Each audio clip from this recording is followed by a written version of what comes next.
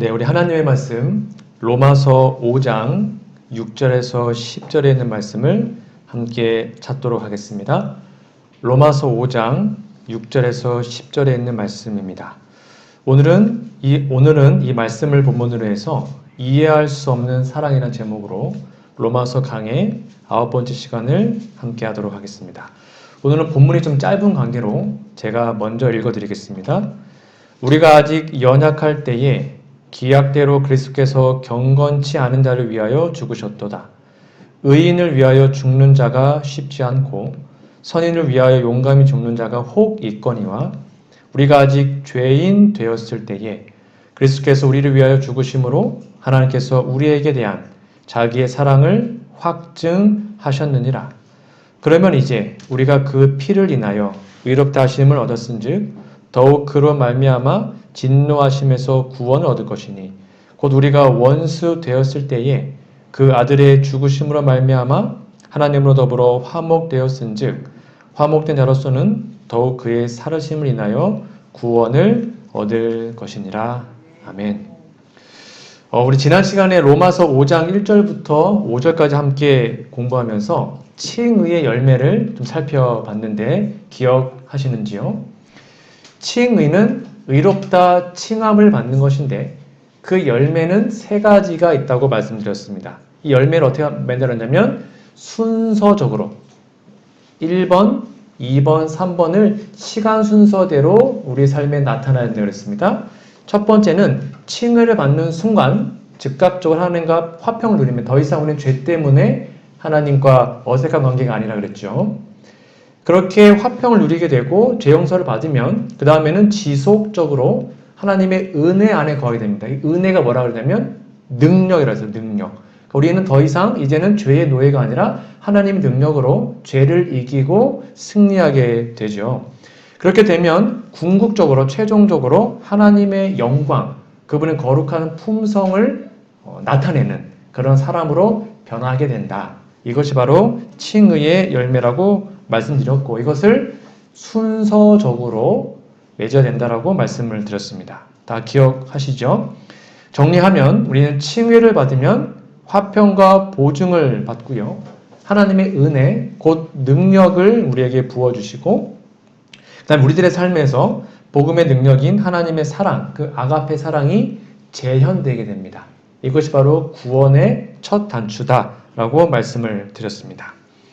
오늘은 이 칭의 열매 중에서 특별히 세 번째 하나님의 사랑, 특별히 하나님의 영광이 이른다라는 그 부분을 조금 더 세부적으로 말씀을 드리려고 합니다.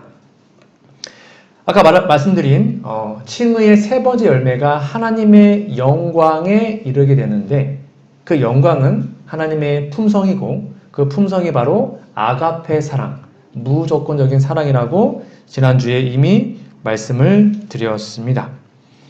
여러분 어떤 개념을 설명할 때 비교 또는 비유법이 있습니다. 그건 뭐냐면 어떤 사물에 빗대어서 설명하는 겁니다. 그거를 비유 또는 비교라 그럽니다. 그리고 어떤 사실을 또 설명할 때 좀 더 강력하게 어떤 개념을 설명하는 방법이 있다면 바로 대조하는 것입니다. 이거와 이거의 정반대의 개념을 설명하면서 대조법으로 어떤 걸 강조할 때 그것을 사용하죠. 오늘 우리가 주목해야 하는 것은 뭐냐면 사도 바울이 하나님의 아가페 사랑을 인간의 사랑에 비교한 것이 아니고 완전히 다른 대조법으로 설명하고 있음을 기억해야 합니다. 여러분 이거를 명확하게 이해해야 하나님의 사랑을 오해하지 않게 됩니다. 하나님의 사랑은 결코 인간의 사랑을 비교하는 것이 아닙니다. 다시요. 하나님의 사랑은 인간의 사랑과 비교하는 것이 아니라 대조됩니다. 완전히 다른 사랑입니다. 그래서 우리 인간은 하나님의 사랑을 잘 이해를 못하는 거예요. 왜냐하면 우리의 같은 이기적인 마음으로는 그걸 이해할 수가 없어요. 전혀 다른 것입니다. 그거를 이해하시고 그 개념을 이해하신 다음에 오늘 말씀을 좀 들어보시면 좋겠습니다. 성경 기자들이 우리 성경을 쓸 때 여러분 알다시피 헬라어는 이 사랑이라는 단어가 여러 개가 있었습니다. 알다시피 뭐 필로스라는 것은 우정, 그다음에 에로스는 이제 남녀 간의 사랑, 그다음에 아가페는 이거는 무조건적인 사랑, 희생적인 사랑. 다 달라요, 성경이. 근데 한국말은 다 똑같아, 사랑이라고요. 그래서 조금 어려운데요. 그래서 사도 바울은 우리들이 하나님 이 아가페 사랑을 잘 이해하기를 간절히 바라고 있는데, 왜냐하면 우리들이 이 사랑을 잘 이해해야 하는 이유가 여기에 기록이 되어 있습니다. 첫 번째는 앞에 있습니다. 우리가 하나님의 이 아가페 사랑을 소유할 때에만 믿음으로 말미암은 의를 충분히 이해하고 하나님의 화평을 충분히 경험할 수 있습니다. 그러니까 우리가 칭의받았다는 교회를 열심히 다녀도 때로는 마음이 불안한 것은 이 사랑을 의심하기 때문입니다. 잘 모르기 때문입니다. 그래서 의심하고 하나님을 오해하죠. 두 번째입니다. 하나님의 아가페 사랑은 성도들이, 우리들이요, 자신의 이웃들에게 하나님 사랑을 나눠줄 수 있게 하는 원동력이 됩니다. 그래서 이 사랑을 정말 경험하게 되면 결코 가만히 있을 수가 없습니다. 이걸 진짜 경험하게 되면 그 사랑이 우리 마음속에 차고 넘치기 때문에 다른 사람들에게 그것을 나눠지는 일을 자연스럽게 하게 된다는 것입니다. 이러한 배경을 가지고 오늘 본문 말씀을 보시면 하나님의 아가페 사랑을 어떻게 인간의 사랑과 대조하고 있는지를 설명하고 있는지를 여러분이 보게 될 것입니다. 그래서 하나님의 사랑과 그 차이를 우리 연구할 필요가 있는데요. 불행하게 어떤 성도들은 뭔가 좀 이상적인 인간의 사랑을 하나님의 사랑에 비유하여 설명하는 큰 문제점을 가지고 있습니다. 제가 다시 한번 강조하지만 하나님의 사랑을 인간의 사랑과 비유하다 보면 결코 그분의 사랑을 이해할 수 없고 하나님의 품성을 왜곡할 수도 있게 됩니다. 오늘 말씀을 조금만 먼저 보도록 하겠습니다. 로마서 5장 6절 말씀에 보면 우리가 아직 연약할 때에, 이것은 우리가 아직 죄인일 때의 그 말입니다. 이 말을 이제 재림교회 성경주석을 보면 바울은 앞장들에 설명한 무력한 상태에 관하여 말하고 있다. 헬라어 본문에서 여기에 사용된 이 단어는 자주 육체적으로 병들고 연약한 사람들에게 적용되었다. 거듭나지 못한 죄인의 무능함과 무력함에 대한 바울의 언급은 소망과 인내, 그리고 연단과 하나님의 사랑에 대한 보증 가운데서 더욱 강하게 자라나면서 기뻐하는 의롭다함을 받는 신자의 모습과 뭐 한다고 해놨어요? 대조적이다. 그러니까 아직 우리가 연약하고 죄인 투성이 하나님을 믿지도 않을 때, 하나님 끝까지 거절하고 도망 다닐 때, 죄인 중에 죄인일 때, 그리고 완전히 타락했을 때 그 말입니다. 근데 어떻게 했어요? 5장 6절 뒤에 보시면 우리가 아직 의인이 아니었습니다. 착하지도 않아요. 죄인이었는데 기약대로, 즉 언약대로 그리스도께서 경건치 않은 자, 즉 죄악투성인 그들을 위해서, 우리를 위해서 죽으셨다라고 설명합니다. 여기 경건치 않은 자를 위하여라는 말은 뭐냐면 의롭지 않음보다 더 강한 의미가 있는 단어이다. 이 말은 이방인처럼 참 하나님을 경배하지 않는 자를 가리키며 더 일반적으로는 종교성이 없고 불경스러운 사람을 나타낸다. 바울은 무가치한 인간과 그를 의롭다고 하시는 하나님의 자비 사이의 대조, 여기도 대조죠. 대조를 극명하게 하기 위해 이 단어를 선택했을 것이다. 성경은 거듭거듭 얘기합니다. 우리가 잘났기 때문이 아니라 우리가 연약할 때, 죄인이었을 때, 우리가 정말 하나님을 끝까지 거절했던 그렇게 죄악투성이 그때에 예수님이 우리 위해서 죽으셨음을 말하고 있습니다. 그래서 성경은 말하기를 하나님의 사랑은 조건이 없다는 것입니다. 무조건적인 사랑이라는 것이죠. 이 부분을 우리가 명확하게 이해해야 되는데 우리의 이기적인 마음으로는 그걸 잘 이해할 수가 없는 것입니다. 자, 그러면 인간의 사랑은 어떠합니까? 바로 5장 7절에 하나님 사랑과 대조해서 말하고 있습니다. 이건 인간의 사랑입니다. 의인을 위하여 죽는 자가 쉽지 않고, 그렇죠? 선인을 위하여 용감히 죽는 자가 혹 있거니와. 무슨 말입니까?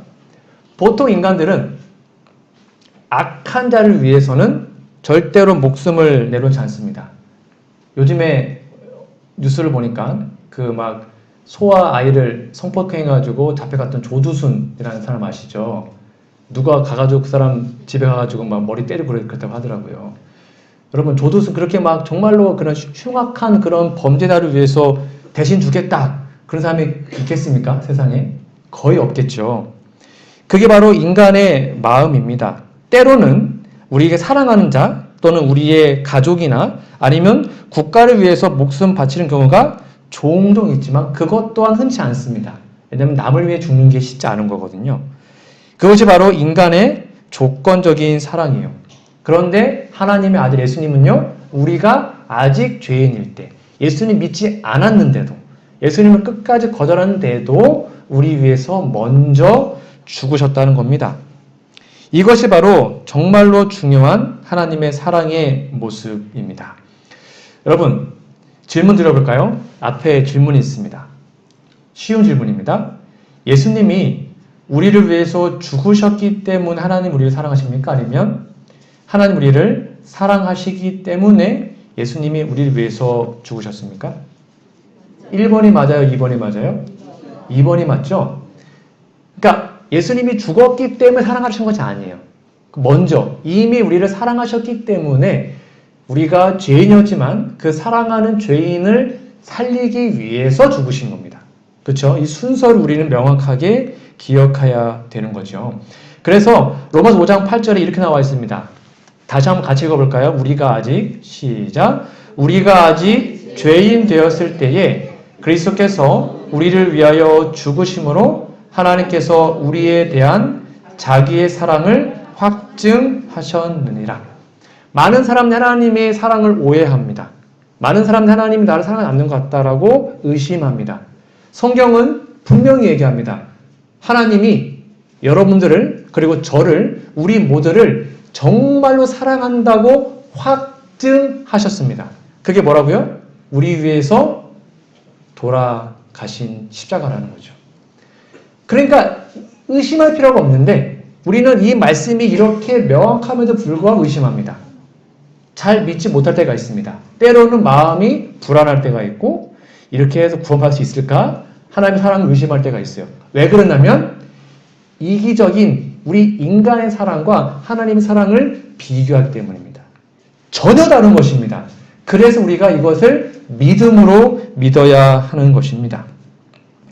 여러분, 아직도 하나님이 나를 사랑하시는지 잘 느껴지지 않는다면 이 말씀을 믿으십시오. 여러분의 느낌을 믿지 마시고 이 말씀을 믿으세요. 성경 뭐라고 했어요? 우리가 아직 죄인 되었을 때 예수님이 죽으심으로 우리를 사랑하신다라고 뭐 했다고 했어요? 확증했다고 말씀이 선포하고 있습니다. 우리의 느낌이 아니에요. 성경 말씀이 그렇게 말하고 있으니 이 말씀을 믿으셔요. 그게 바로 우리가 사는 방법이죠. 그래서 사도 바울은 우리를 향한 하나님의 사랑이 조건적인 인간의 사랑과 대조된다고 분명히 말하고 있습니다. 제가 이 부분은 4월달인가 한번 설명을 드렸습니다. 다시 한번 설명을 드릴게요. 여러분, 예수님이요, 십자가에서 죽으신 뒤에 부활하실 것을 아셨습니까? 아니면 모르셨습니까?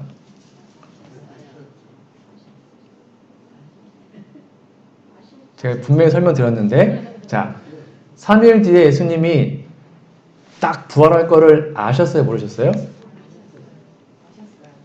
아셨으면 왜 이 잔을 내게서 옮기시옵소서 막 벌벌벌 떨면서 하나님께 기도했을까요? 여러분, 순교자들이 그렇게 떨면서 죽는 사람 봤습니까? 순교자들은 막 찬미 부르면서 막 기쁘게 죽잖아요. 부활할 거 믿었으니까. 막 3일 뒤에 부활할 거면 당당하게 죽어야 되는 거 아니에요? 막 피땀을 흘리면서 하나님 이 잔을 내게서 옮겨주시옵소서 왜 이렇게 기도했을까요? 모냥 빠지게? 네.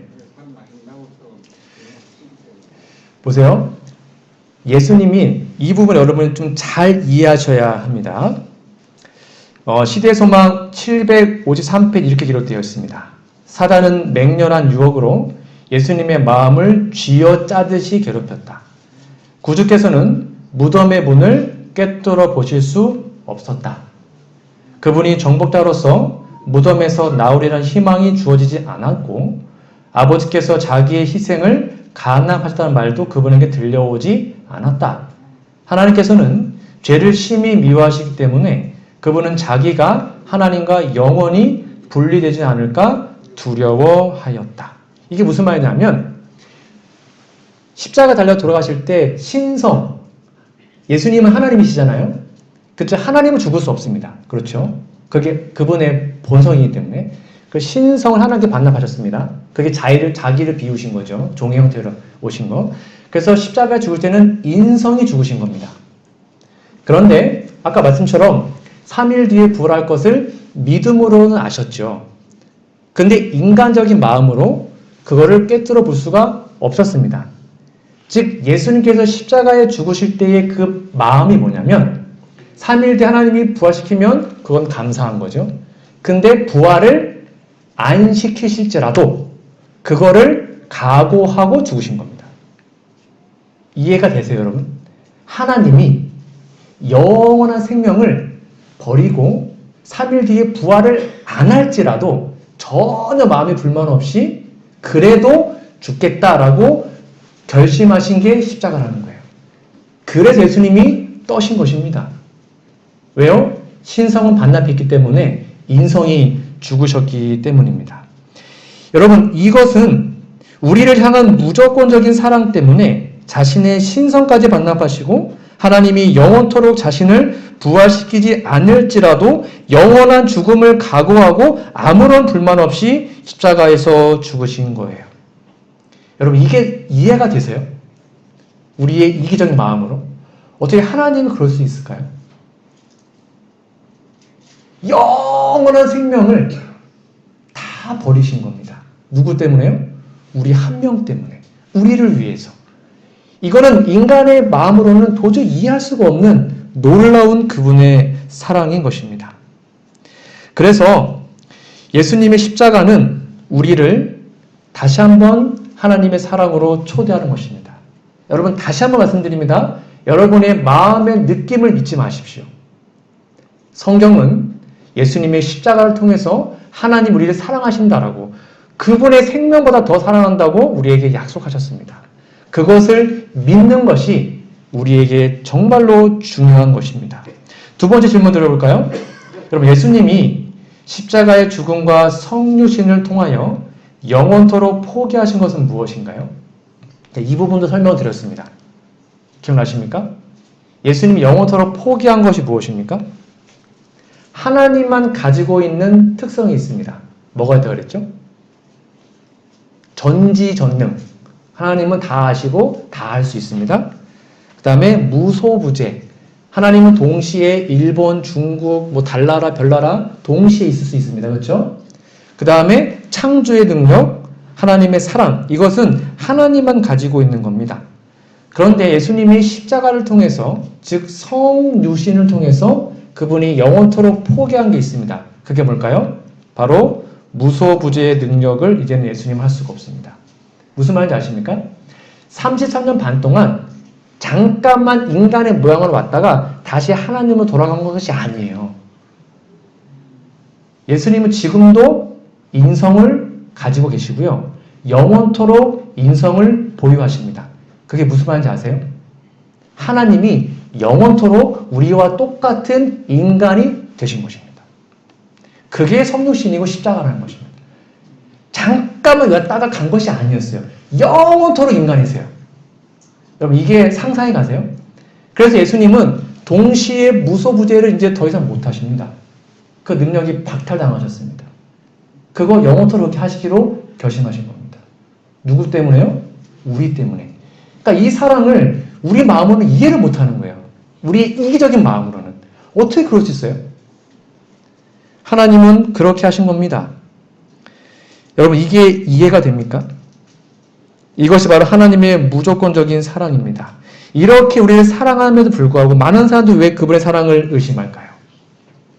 왜 아직도 불안해하고 구원 문제 때문에, 하나님의 사랑 때문에 마음이 초조해질까요? 여러분, 다시 한번 강조합니다. 여러분의 느낌을 믿지 마시고 하나님의 약속을 믿으시기 바랍니다. 로마서 5장 9절에 보면, 그러면 이제 우리가 그 피를 인하여 의롭다 하심을 얻었은즉 더욱 그로 말미암아 진노하심에서 구원을 얻을 것이니 라고 얘기합니다. 여기 분명히 써 있죠. 우리가 의롭다 하심을 얻었대요. 무엇으로요? 예수님의 피, 십자가의 피로 말미암아 우리는 의롭다 하심을 얻었습니다. 이미. 그러니 이제는 진노하심에서 하나님의 그 심판의 형벌에서 우리는 구원을 받았습니다. 이 사실을 믿어야 합니다. 그것이 바로 믿음으로 구원받는 방법이죠.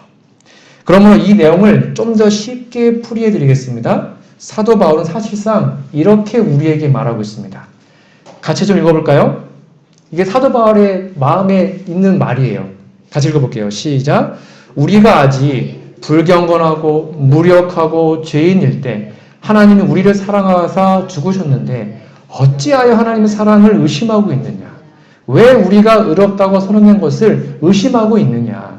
너희가 죄인이었을 때도 하나님이 너희를 사랑했다면 하나님을 영접하고 우호관계에 있는 지금 하나님이 너희를 더 사랑할 것을 왜 알지 못하느냐? 너희가 믿음으로 의롭다함을 받아들였으니 이제는 하나님 너희를 구원하실 것이라고 더욱더 확신해야 하지 않겠느냐? 사랑하는 성도들이여 어찌하여 아직까지 의심하느냐? 이게 쉽게 풀이한 것입니다. 이게 지금 바울이 하는 말이에요. 제발 의심하지 마라. 제발 의심하지 마라. 하나님이 그분의 아들을 통해서 우리를 죽기보다 사랑한다고 약속했는데 왜 불안해하고 낙담하고 고민하고 구원 때문에 그러지 마라 제발. 이게 하나님이 오늘 우리에게 말씀하시는 하나님의 사랑의 모습입니다. 여러분, 우리가 아직 인간적인 사랑을 하나님께 적용하면 앞으로도 계속 의심이 올 것입니다. 왜요? 인간은 이기적이거든요. 이런 무조건적 사랑을 할 수가 없거든요. 인간의 마음은. 내가 못하니까 이런 사랑을 받을 때 잘 이해를 못하는 것입니다. 여러분, 그러나 우리가 아직까지도 구원에 대해서 확신을 갖지 못하고 있다면 이제는 하나님의 사랑을 우리의 모습과 대조해서 나는 이 모양이지만 하나님은 이런 분이야 라고 믿게 되기를 간절히 바랍니다. 이 부분도 제가 한번 설명드렸습니다. 이것이 바로 인간의 사랑과 하나님의 사랑을 대조하는 것입니다. 첫 번째, 두 번째는 인간의 사랑입니다. 첫 번째 뭐라 했어요? 만약 너 이거 하면 내가 이거 해줄게. 수많은 사람들이 조건을 겁니다. 너 이거 100점 맞아오면 내가 맞은 거 사줄게. 뭐 하면 뭐 해줄게. 두 번째가 뭐예요? 때문에. 너가 이거 잘했기 때문에 이거 해주는 거야. 너 말 잘 듣기 때문에 이거 해주는 거야. 다 인간의 사랑은 다 이래요. 다 조건이 있습니다.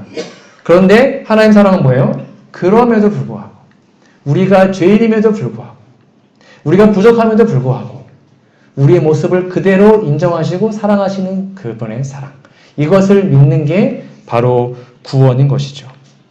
여러분, 하나님은 여러분의 있는 모습 그대로 여러분을 사랑하십니다. 우리를 아무런 조건 없이 사랑하십니다. 그래서 사도 바울이 이렇게 하나님의 아가페 사랑을 자세히 설명하는 이유는 바로 우리의 마음속에 그 사랑이 부어지는 것이 정말로 중요하기 때문인 것이죠. 여러분, 로마서 5장 5절을 다시 한번 읽어보도록 하겠습니다. 같이 읽어볼까요? 시작. 소망이 부끄럽게 아니함은 우리에게 주신 성령으로 말미암아 하나님의 사랑이 우리 마음에 부은 바 됨이니 라고 얘기합니다. 성령 분명히 얘기합니다. 우리가 믿음으로 칭의를 받으면 하나님의 사랑이 우리 마음에 어떻게 된대요? 부은 바 된대요. 우리 마음에 부어진대요. 그 말은 우리의 이기적인 마음도 하나님의 사랑의 마음으로 변하게 된다는 거죠. 부어졌기 때문에 그 사랑이 넘쳐 흘러간다는 것입니다. 이게 진짜 구원의 모습인데요. 여기서 우리는 두 가지 모습을 살펴볼 수가 있습니다.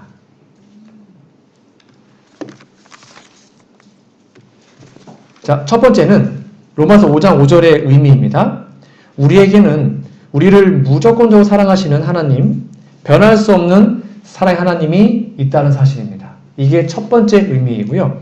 두 번째는 하나님의 아가페 사랑을 우리로 하여금 이웃에게 널리 나누라라는 것이죠. 아까 말한 것처럼 이미 우리 마음속에 하나님의 사랑이 부어졌으면 그 사랑은 점점점 차고 넘치게 됩니다. 반드시 그렇게 됩니다. 그래서 그 넘쳐진 사랑이 이웃들에게 다가갈 수 있겠죠.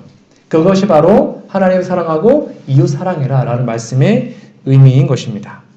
여러분, 세상은 하나님의 사랑을 알 필요가 있습니다. 우리는 예수님의 얼굴을 보지 못했죠. 그러나 예수님은 더 이상 이 세상에 눈에 보이는 분으로 계시지 않습니다. 그러면 여러분, 우리가 말하는 일반 세상 사람들, 즉 불신자들은 어떻게 예수님을 만날 수 있습니까? 이 세상 사람들은 어떻게 예수님을 볼 수 있나요? 어떻게 볼 수 있죠? 우리는 성경을 통해서 볼 수 있지만 일반 사람들은 어떻게 하나님의 사랑이시고 하나님을 볼 수 있을까요? 네, 바로 저와 여러분의 삶을 통해 나타난 하나님을 통해 볼 수 있는 것입니다. 그것이 바로 정말 중요한 우리들의 사명인데요. 여러분, 왜 성경은 우리를 보고 그리스도인이라고 부르냐면 이 그리스도인 또는 재림 성도라는 것은 우리가 우리 자신에게 붙여준 이름이 아닙니다. 하나님이 세상 사람들이 우리에게 붙여준 이름입니다. 여기 볼까요? 제자들이 최초로 그리스도인이라고 불리는 곳도 안디옥이었다. 그들의 설교와 가르침과 담화의 주제가 그리스도였기 때문에 그런 이름이 붙여졌던 것이다. 만남에 안디옥에 데리고 와서 둘이 교회에 1년간 모여 있어 큰 무리를 가르쳤고 제자들이 안디옥에서 비로소 그리스도인이라 일컬음을 받게 되었도다. 이게 무슨 말이에요? 세상 사람들이 그 당시에 초대교회에 있는 사람들의 삶을 보니까 야, 너 꼭 예수님하고 똑같다. 예수님하고 되게 똑같이 생활하네. 그래서 예수 닮은 사람, 그리스도인이라고 이름을 붙여준 것입니다. 즉 우리들이 정말 하나님 사랑 우리 마음속에 부어진 바 되고 그 사랑이 우리를 통해서 세상에 전해진다면 우리가 아니라 세상 사람들이 우리 교회를 보고 야, 영월교회는 진짜 남은 교회다. 당신들은 진짜 남은 백성이야. 당신은 진짜 그리스도인이야. 라고 말하게 된다는 거죠. 왜냐하면 우리의 삶을 통해서 그들이 하나님을 만나게 되는 것이기 때문입니다. 여러분, 그런데 우리는 우리 교회가 진리다 라는 말만 하지 진짜 그 진리를 삶으로 잘 실천하지 못하고 있는 것 같습니다. 여러분, 이 부분도 제가 설명드렸습니다. 우리 교회는 진리교회 맞습니다. 저도 그걸 믿기 때문에 목회를 하는데 여러분, 진리가 무엇입니까? 진리가 무엇이죠? 진리가 무엇입니까?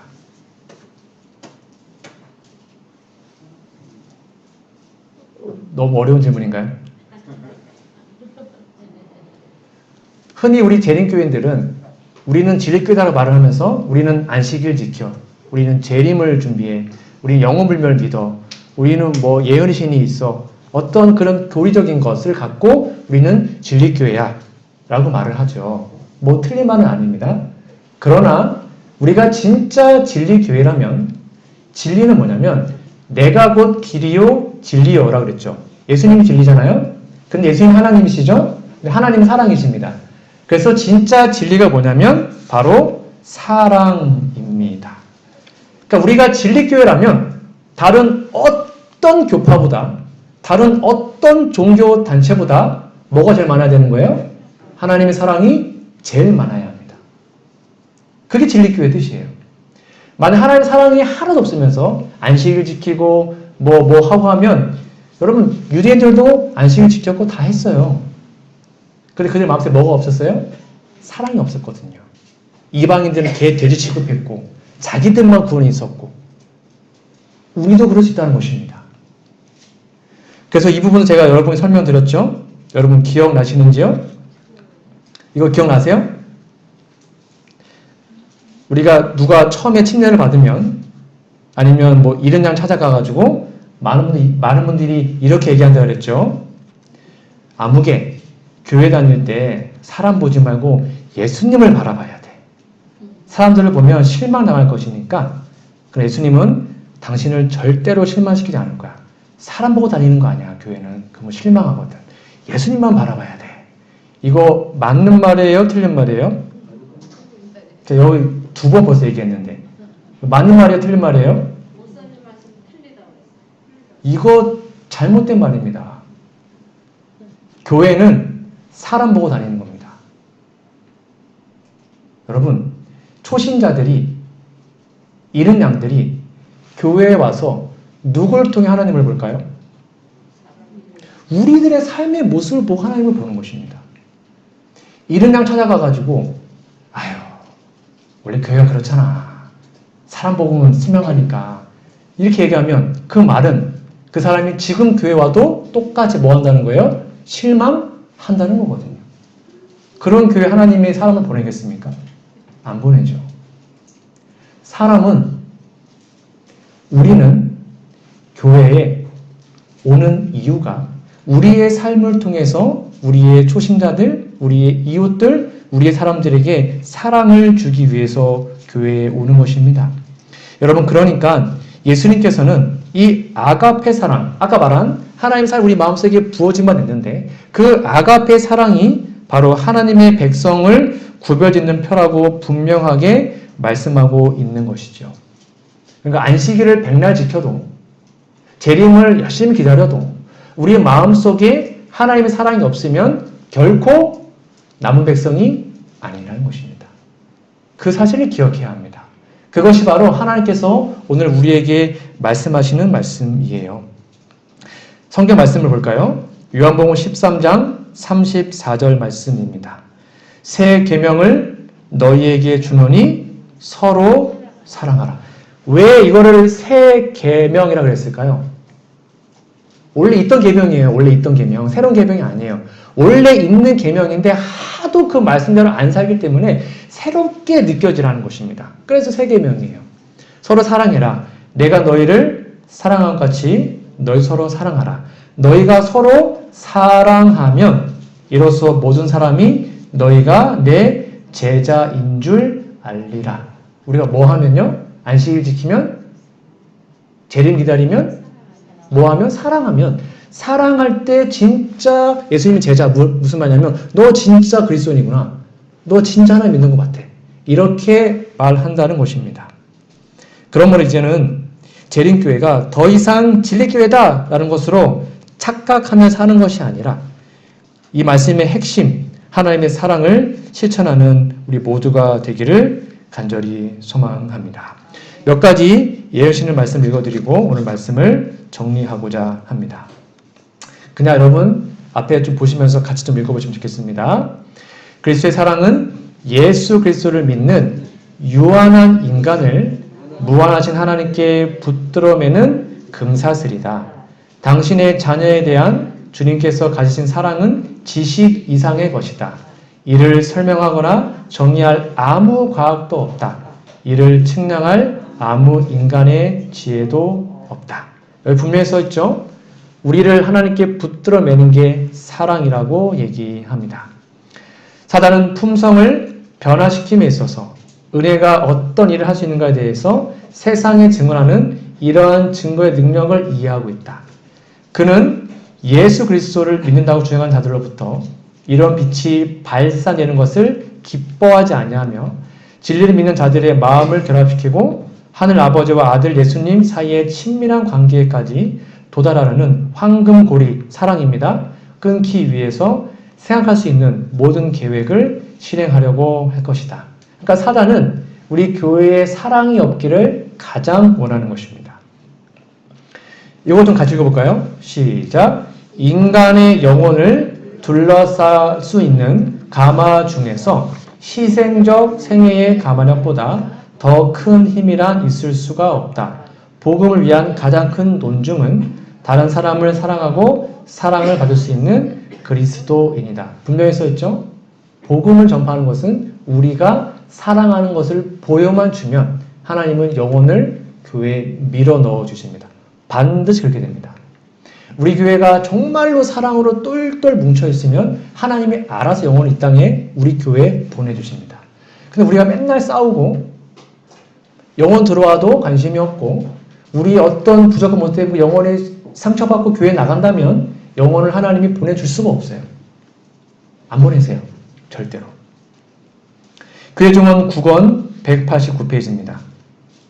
같이 읽어볼까요? 시작. 만일 우리가 하나님 앞에 스스로를 낮추고 친절하고 예모 있고 부드럽고 동정적일 것 같으면 오늘날 단 한 사람밖에 없는 곳에 100명의 사람이 진리로 돌아오게 될 것이다. 저도 참 너무 부끄러웠습니다. 우리가 정말로 준비된다면 여러분 한 명당 최소 몇 명이요? 100명. 그러니까 우리 교회 저 포함해서 영월교회에 이런 사람이 정말 한 명만 있어도 교인 수 100명은 그냥 된다는 거예요. 목사 포함해서 한 명만 있으면 교회 100명은 그냥 된다는 거예요. 중요한 것은 이러한 사랑이 우리 안에 없다는 거예요. 저에게도 없고 너무나 부족하게 없다는 것입니다. 이게 원래 우리의 모습이지 않습니까? 사람의 마음은 날 때부터 냉랭하고 어둡고 사랑이 없다. 그러므로 사람이 자비의 용서에 정신을 나타낼 때는 언제나 자기 스스로 그렇게 하는 것이 아니고 그의 마음의 역사는 성령의 감화를 통해서 하게 된다. 여러분, 그러니까 다시 한번 우리의 마음을 살피고 우리의 이기적인 마음과 하나님의 사랑을 비교하지 마십시오. 대조하셔서 혹시 아직도 우리 마음속에 이런 마음이 없다면 하나님께 기도하셔서 그 놀라운 아가페 사랑, 그분의 사랑이 우리 마음속에 부어질 수 있도록 정말 우리 마음속에 가득 찰 수 있도록 그래서 우리 가정이 흘러넘치고 우리 교회에 흘러넘쳐서 결국 그 사랑이 영월 구석구석, 지역 구석구석까지 흘러갈 수 있도록 기도하고 또 준비하고 기도하는 우리 모두가 되기를 간절히 소망합니다. 그것이 바로 재림을 준비하는 것이고 우리가 이 땅에 살아가는 사명의 모습인 것이죠. 이러한 아름다운 하나님의 사랑을 먼저 깊이 체험하시고 다른 사람들에게 나누는 우리 모두가 되기를 간절히 바라며 오늘 말씀을 마치도록 하겠습니다.